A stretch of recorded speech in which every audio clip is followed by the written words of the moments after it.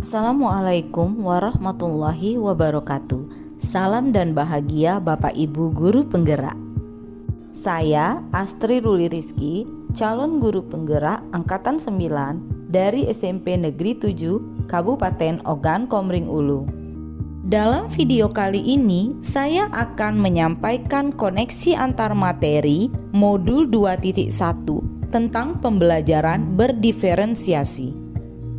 Apa itu pembelajaran berdiferensiasi?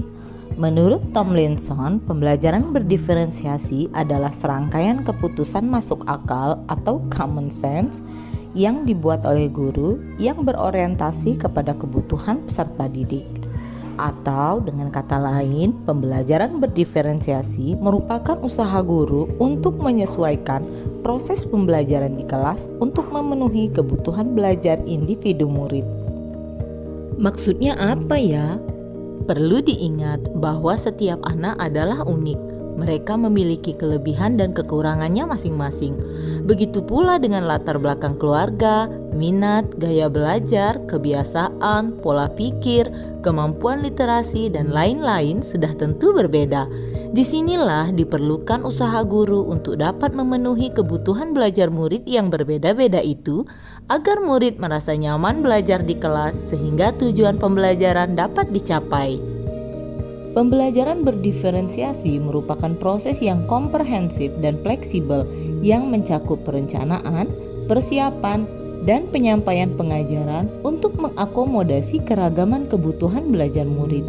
Melalui pembelajaran berdiferensiasi, guru mempertimbangkan siapa yang mereka ajar, apa yang mereka ajarkan, di mana mereka mengajarkan, dan bagaimana mereka mengajar.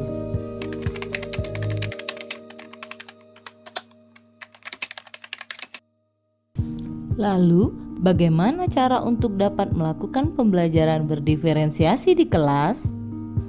Hal-hal yang harus guru perhatikan dalam melakukan pembelajaran berdiferensiasi antara lain memahami tujuan pembelajaran, mengetahui dan merespon kebutuhan belajar murid, menciptakan lingkungan belajar yang mengundang murid untuk belajar, melakukan manajemen kelas yang efektif, dan melakukan penilaian berkelanjutan. Bagaimana memenuhi kebutuhan belajar murid? Dalam upaya memenuhi kebutuhan belajar murid, guru harus memahami 3 aspek berikut. Yang pertama, kesiapan belajar murid atau readiness. Yang kedua, minat murid. Yang ketiga, profil belajar murid. Memenuhi kebutuhan belajar murid dari aspek kesiapan belajar murid artinya mendiferensiasi pembelajaran berdasarkan tingkat kesiapan belajar murid, mengharuskan guru untuk menilai pengetahuan awal dan menentukan apa yang telah murid ketahui dan di mana murid berada. Memenuhi kebutuhan belajar murid dari aspek minat murid, yaitu guru harus memahami bahwa minat murid berbeda-beda dan bisa berkembang.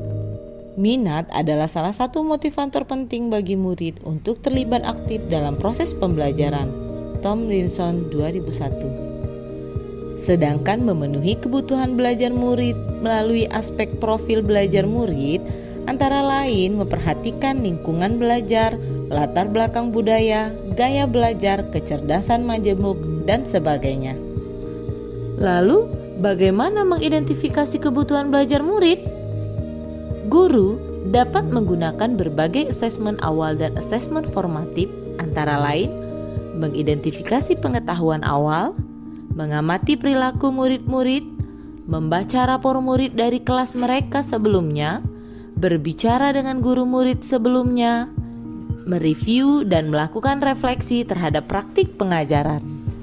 Lalu, strategi apa yang bisa digunakan dalam melaksanakan pembelajaran berdiferensiasi? Ada 3 strategi yang dapat dilakukan untuk mendiferensiasi pembelajaran, yaitu diferensiasi konten, diferensiasi proses, dan diferensiasi produk. Guru dapat melakukan salah satu atau kombinasi dari ketiganya. Yang pasti, pertimbangan utamanya haruslah tentang sejauh mana diferensiasi yang kita pilih itu dapat memenuhi kebutuhan murid dalam mencapai tujuan pembelajaran. Diferensiasi konten berkaitan dengan apa yang kita ajarkan, seperti materi, konsep, atau keterampilan yang perlu dipelajari berdasarkan kurikulum. Diferensiasi proses adalah kegiatan yang memungkinkan murid berlatih dan memahami atau memaknai konten dengan cara membedakan proses yang harus dijalani oleh murid.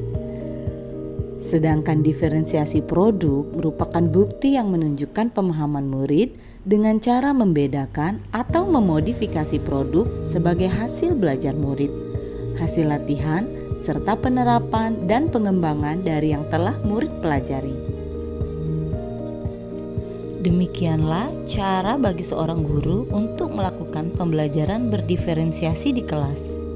Lalu, apakah keterkaitan antara modul pembelajaran berdiferensiasi dengan modul-modul yang lain? Keterkaitan antara modul 1.1 dan modul 2.1 yaitu dalam melakukan pembelajaran berdiferensiasi, guru sedang berupaya untuk memenuhi kebutuhan anak sesuai dengan kodrat alam dan zamannya.